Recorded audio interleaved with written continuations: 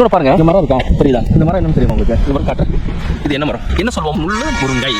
இந்த இலையை வந்து சூப்பு வச்சு கொடுத்தா நம்மளுக்கு சளி, என்னது சளி தொல்லை, இந்த மாதிரி இருமல், இது எல்லாமே நம்மளை விட்டு போயிடும். இது மாதிரி நிறைய வச்சிருக்கோம். ஆக்சுவலாக இதை கொண்டு போயிட்டு நீங்க அந்த ஒரு கட்டை கட் பண்ணி அதே நீங்க வச்சா கூட அருமையா வந்துடும். பக்கத்துல எவ்வளவு வேப்ப மரம் இருக்கு பாருங்க. எல்லாமே நல்லது. நம்மளுக்கு வந்து வேப்ப மரம் வந்து உங்களுக்கு தெரியும், அருமையா தெரியும், மேக்ஸிமம் தெரியும். ஆனா இந்த மரம் யாருக்கும் தெரியாது. முள்ளு முருங்க நல்லா பாத்துக்கோங்க.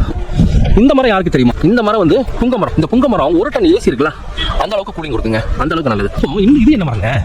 இங்க பாருங்க, இது என்ன மரம்? இந்த பூ பூத்திருக்குல்ல, இது வந்து ஒரு அரளியோட சேர்ந்த ஒரு மரங்க. பூ பூத்திருக்கா, அழகா இருக்கா. ஆக்சுவலா இது என்ன பண்ணும் அப்படின்னா, பொல்யூஷன் இருக்கு இல்லையா, தூசி படுதல், இதுல இருந்து நம்மள வந்து பாதுகாக்கும். இது எல்லாமே எங்களோட மரம் தான். அந்த லாஸ்ட்ல இருந்து இங்க வரங்க மரம் தான். இருந்தாலும் கிளியரா உங்களுக்கு சொல்றேன், சரிதா?